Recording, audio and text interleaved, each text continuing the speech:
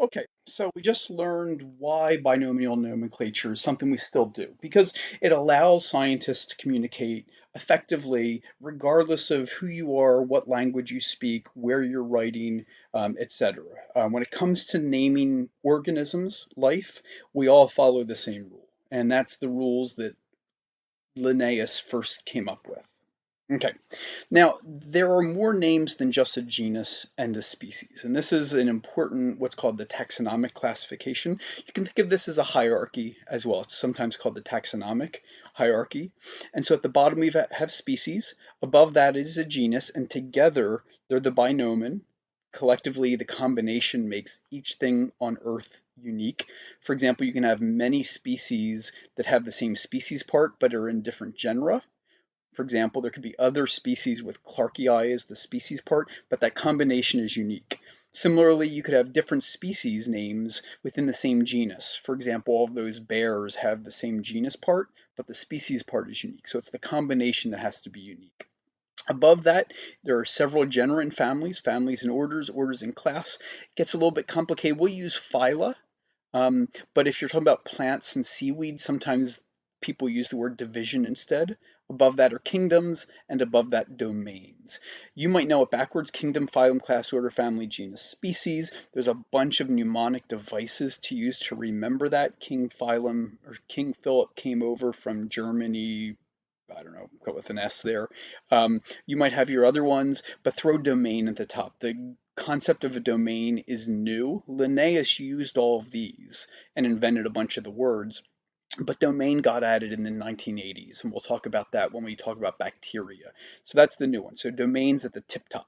Okay, let me just show you how this works. Oh, and that combination we already said of the genus and species together has to be unique.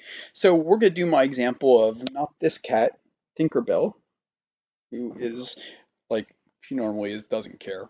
But this is my cat, who is now passed, but I still include the photo because he was a good boy, also big fat. He was like one of those like 25-pound cats. This is Hobbes. Um, and so let's see how he'd be classified. And Linnaeus basically would have recognized all these terms. In fact, came up with a few of them. Domain eukaryote. This one's new. We'll talk about that.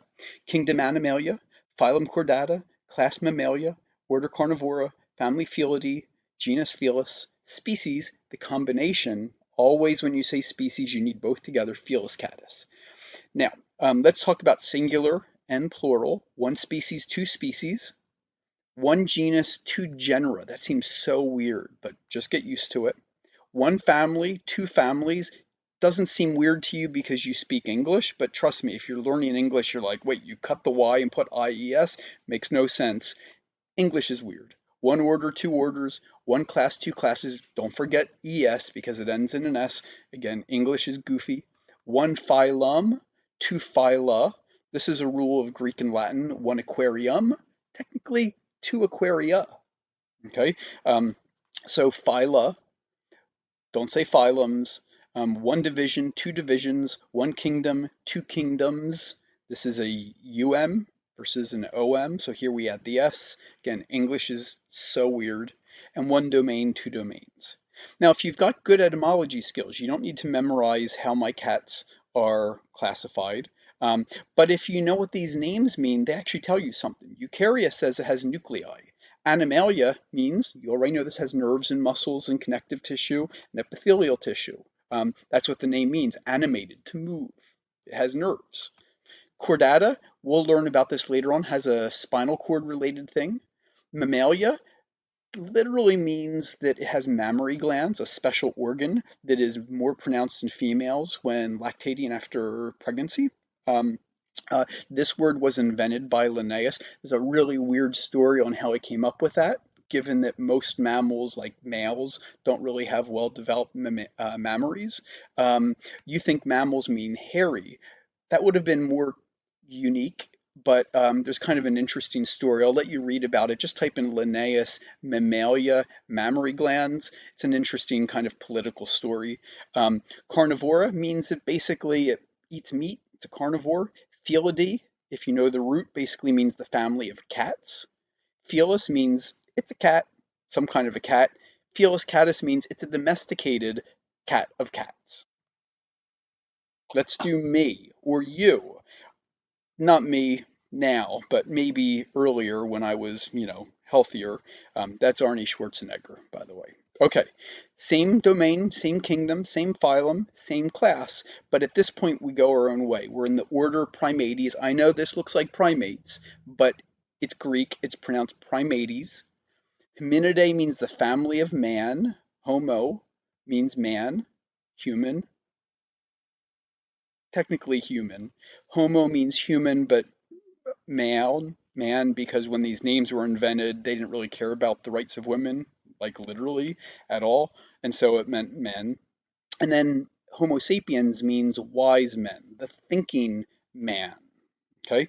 Um, an important also point here is these are formal words, and so except for the species part of the species, they should all be capitalized. The genus is always capitalized and italicized, or you can underline. If you're handwriting, you can underline it. And the species part is capital for the genus part, lowercase. Now, if you're doing a common name, okay, then you can lowercase them and the word's different. Eukarya, formal, eukaryote can be lowercase common. Animalia, formal, animal, common.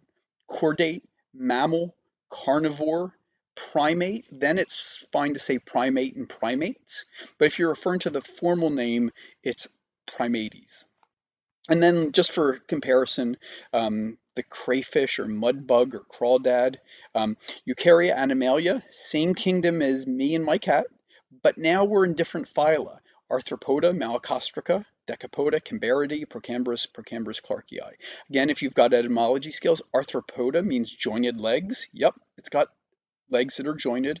Malacostraca basically means stony shelled. Yup, it's crunchy. Decapoda means 10 legs. Yup, if you count them, including the pincher, there's 10. Cambaridae means little pinchers. Um, Procambrus in the front of Clark. Okay, so one of the joys of taxonomy is learning the etymology so that when you see a decapod, which also includes lobsters and shrimp and crabs, you basically know, okay, it's in class Malacostraca, it's in phylum Arthropoda. So you can see how this works. All of these names here are considered taxa, T-A-X-A. This is a taxon, this is a taxon, this is a taxon. You can see the singular and plural. The weird ones are the genus are italicized and capitalized, and the species, most importantly, is the combination of these two. Just to see how it works, for the bears, black bear basically is Ursa nigra, which I think means black bear. Polar bear is Ursa maritimus, the bear of the sea. Okay, these names make sense. Okay, and so just like our structural hierarchy was a hierarchy, tissues and organ systems and organisms, this is hierarchical. Let's say we study these things and say they're all different species, and so we put them in their own species and we give them a name. Then we have to classify them. Well, what genera are they in? Well, here we're going to look at we might say they're all different species, and then we might say, in a general sense, A and B share some similarities that they're going to be classified in the same genus, but these other ones are different, so they're in their own genus. And then we might find that these at a more general level are in the same family. Um, this is its own family. And then we might find that they have another more general similarity that puts them in the same order. If they're in the same order, because it's a hierarchy, everything above has to be the same. So for example, if me and my cat are in the same class, by definition, we're in the same phylum, kingdom, domain. But if we're in different orders, then by definition, we have to be in different families, different genera, and different species. It's a hierarchy. Ah, and so my cat here, who I call Tinkerbell, but is really Felis catus. Thank you. Okay, some other rules of nomenclature. The most important is how to recognize a genus. It's capitalized and italicized or underlined. The species, two names, first capitalized, second lowercase. These are the most important rules of nomenclature. I have a book in my lab, which I haven't been to in quite some time, that has all the rules for naming animals. It's not fun to read, but it's like the driver's manual. It's important. We've already mentioned these. The formal names, the taxonomic names, the taxa, have to be capitalized because it's a formal name, but we can treat the common names generally. Always capitalize genus, always lowercase species part, and always italicize or underline both. Importantly, you can use the genus name by itself. When you say the genus Homo, what you're referring to are all of the species in that genus. Now, on Earth today, there's only still one alive, Homo sapiens, but not too long ago, like 100,000 years ago, or especially a million years ago, there were multiple. Homo neanderthalis, the Neanderthal, Homo rudolfensis, Homo ergaster. There's a lot of different species in the genus, just like there's many bear species in the genus Ursa. When you say Ursa, you mean all of the bear species, not just black bear or polar bear. You can use the genus by itself, but you can never, ever, ever use the species part. Okay, we don't use the names like Kanye or Cher or Madonna. That is not an allowed rule when we're naming species. We have to use both together. If the genus name is really long, like Tyrannosaurus, or when we get to bacteria, Escherichia, okay, we can abbreviate and say H. sapiens, T. rex, E. coli, okay, but we should only abbreviate it if we're confident that our readers or who we're speaking to know exactly what the genus name is, because there's going to be many genus names that start with H, and it is possible the combination, if you abbreviate, there's different species because it's abbreviated are going to look the same. Okay, some other weird rules that might not make sense now, but when we get to evolution, very important, is that you are not Homo sapiens. I am not Homo sapiens. This is not Felis catus. Okay, it is a animal, a single organism within the thing, the species called Felis catus. I am a human within the species Homo sapiens, but I am not Homo sapiens, because if I'm Homo sapiens, you're not Homo sapiens. So Homo sapiens is like oxygen. It's a group of molecules that are given the same name because they behave or chemically or whatever are the same thing. Okay, so it sounds really minor. You are a member of a population of life called Homo sapiens, but you individually are not exclusively Homo sapiens. Okay, it's important. The other thing is that if you go back to this list of taxa here, is that none of these, except for the species part, by definition refer to one species. Yes, there's only one species of Homo today on Earth, but in the history of life, there are many species. When you say bear, when you say monkey, when you say cats, okay, by definition, these larger names refer to usually many, many species, not just one species. There are many species in the genus bear, Ursa, okay, and they're different species. There are like 200 species of monkey on Earth. There's not one species called monkey, just like there's not one species called tree. There are probably tens of thousands of species of things that are called trees.